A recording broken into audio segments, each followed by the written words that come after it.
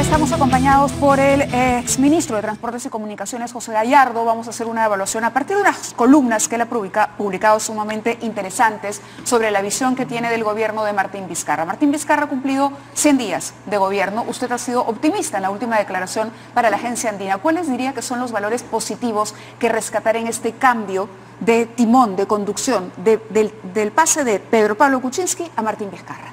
Bienvenido, gracias. Buenas noches, Mávila, muchas gracias por tu invitación.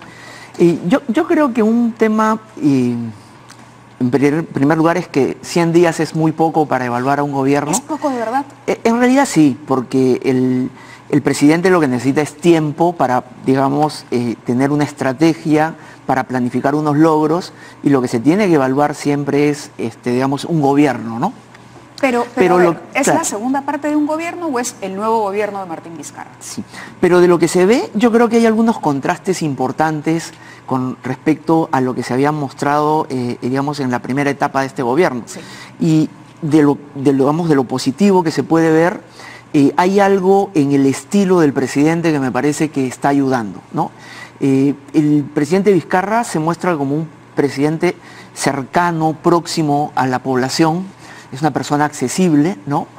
En primer lugar. En segundo lugar, por, digamos, esta visión que tiene de las regiones, se ve también que es una administración que ha vuelto a retomar algo que se había impulsado mucho en el gobierno del presidente Humala, que es tener un trabajo desplegado a lo largo del país, ¿no? Las mayores necesidades de nuestro país están fuera de Lima. Sí.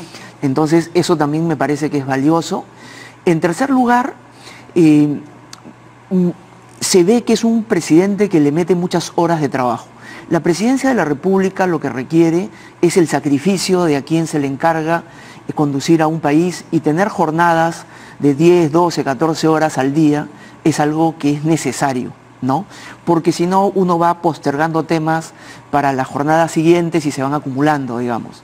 Entonces, visto así, por el lado del estilo del presidente, yo veo que hay algunos puntos bastante rescatables en esta segunda parte del gobierno. Pero que se haya aprovechado correctamente, porque hoy, a propósito de la encuesta que comentábamos con Milagros Salazar, que desaprueba al Congreso, tampoco es esta encuesta muy benévola con el presidente, ¿no?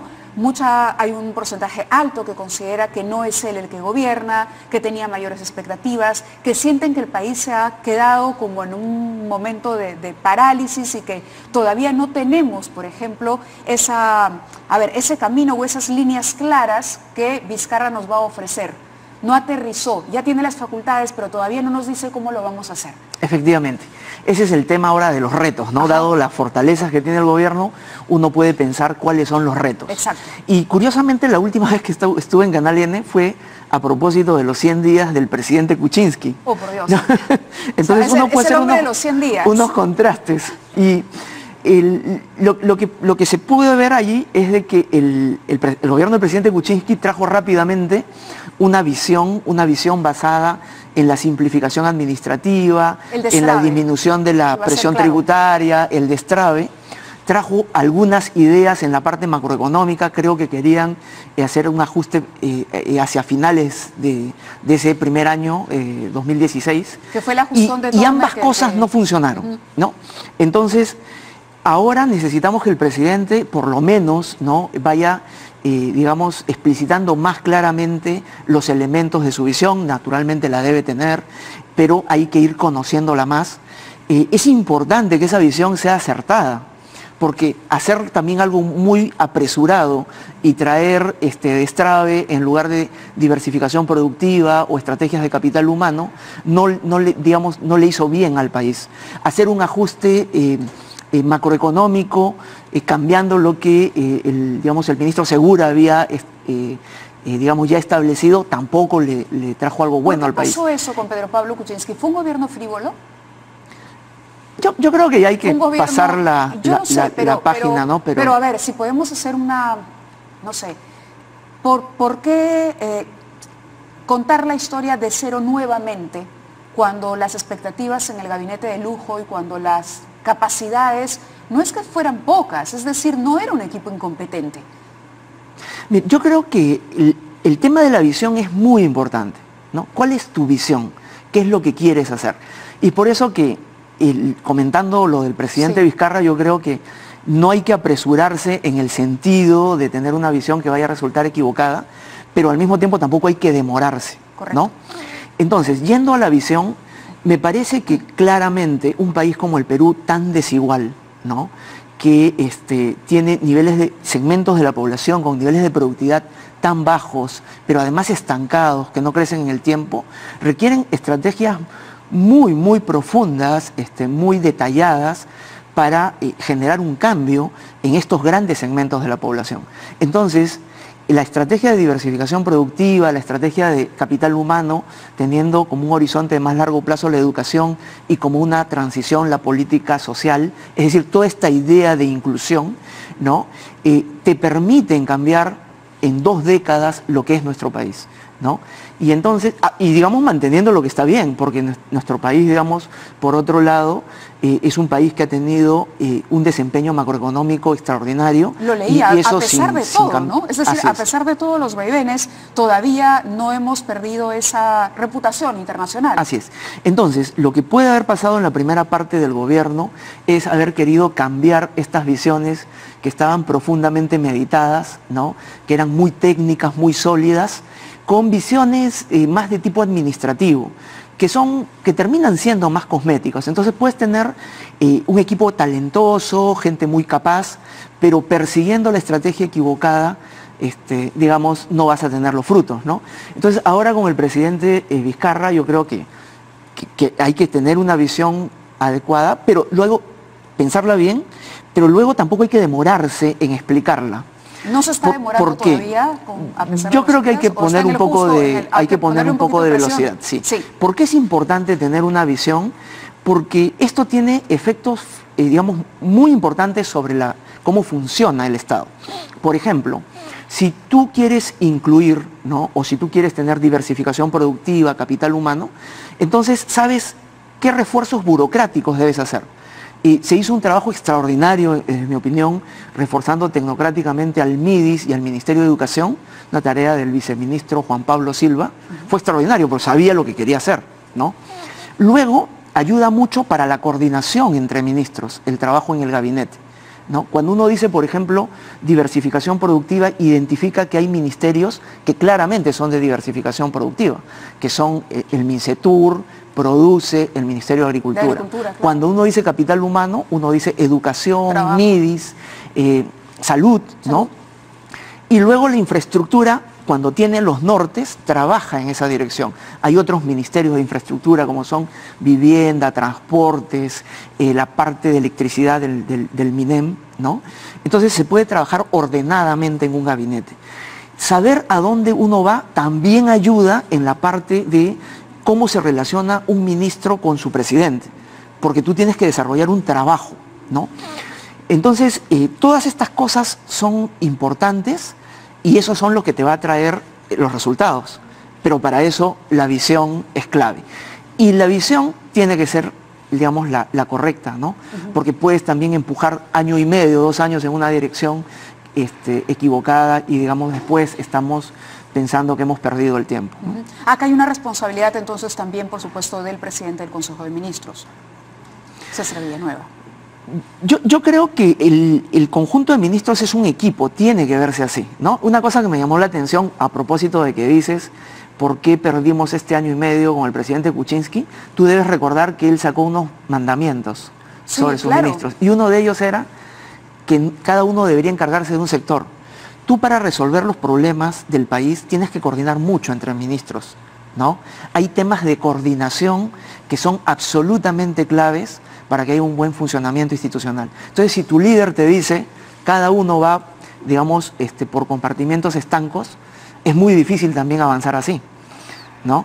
Entonces, claro, tiene que haber una visión de equipo también, sí, cómo trabajan. Habían algunos errores, es decir, el primer gobierno no es destacado por los analistas en el deseo de cerrar el año con menor déficit fiscal. Bueno, eso ya lo comentamos, el reiterado mensaje de que la economía peruana estaba trabada, cuando no estaba trabada. Eso es algo absolutamente erróneo. Haber interpretado las cifras de crecimiento del gobierno del presidente Humala, yo creo que es uno de los mayores errores. Porque lo que nosotros nunca vamos a dejar de hacer es ser una economía pequeña y abierta, que está, digamos, bastante expuesta a lo que ocurre en el contexto externo. Hoy día tenemos un mejor aire, ¿no?, en el ambiente de negocios, está mejorando, tiene que continuar, pero porque han continuado, digamos, cambiado las condiciones externas. Exacto, el presidente se ha referido justamente, perdóneme que lo interrumpa, al crecimiento. Él ha anunciado hoy, justamente ha dicho, el Perú va a crecer, pero está creciendo y deberíamos no perder de vista porque también estamos con vientos favorables foráneos. Así es. Correcto. Entonces, ¿qué toca hacer para aprovechar nuevamente esos vientos foráneos y llegar a un 2021, digamos, con un proceso electoral mucho más claro, transparente, pero también con tranquilidad, por lo menos con recuperar esa confianza que teníamos hasta hace algunos años de que el ruido político no afectaba al desarrollo del país o que podían ir por cuerdas separadas o que por lo menos el daño iba a ser mínimo? Sí. Quería hacer un comentario entonces sobre la parte macroeconómica y luego al tema de la secuencia de políticas económicas que creo que nos pueden ayudar. En el tema macroeconómico no hay que olvidarse que el Perú recibió el peor embate, ¿no?, de las condiciones externas entre el periodo del 2012 al 2016. Y por primera vez en la historia no entramos a fase de recesión. Lo hemos resistido bien y yo creo que eso es una muy buena noticia para nuestro país. Hay que resaltar el manejo macroeconómico no solo para crecer y a tasas muy altas, sino también para saber resistir los malos momentos de los mercados mundiales, para que nuestro país siga creciendo allí. Y lo importante es que siempre fuimos los líderes del crecimiento. Pero no solo eso, sino que hacia finales de la administración logramos acelerar el crecimiento para entregar una economía que crecía a 4.3. Hoy día queremos llegar a esa tasa con condiciones externas favorables. Entonces hubo, yo creo que un manejo macroeconómico muy responsable y muy bueno por parte de los ministros de Economía de la administración. ¿Cuáles serían esas medidas clave para recuperar ese ritmo? Y entonces ahora, ¿qué es lo que tenemos que hacer? Mirar bien la secuencia de políticas, ¿no? Lo primero es enfocarnos en un tema que es el crecimiento. El crecimiento viene de la inversión y de la productividad, pero el crecimiento es más, digamos, reacciona más rápido a la inversión. Entonces hay todo un canal que hay que trabajar para recuperar la inversión privada, principalmente, ¿no?, y apuntalada con la inversión pública.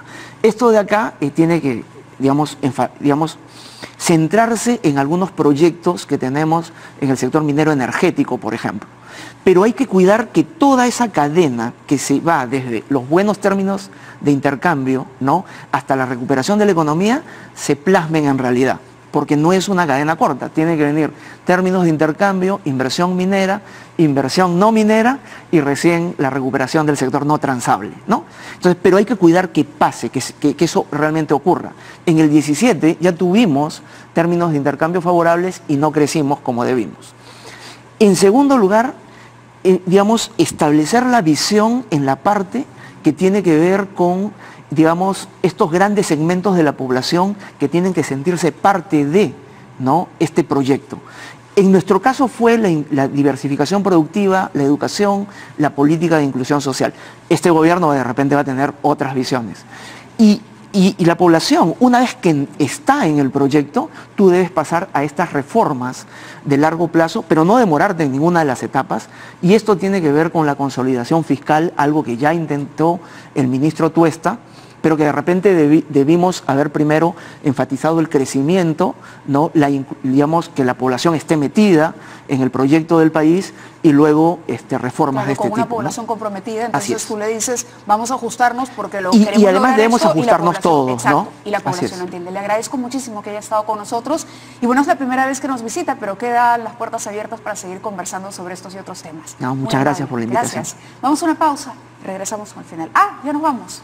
Nos vamos hasta mañana, hasta las 9. Gracias.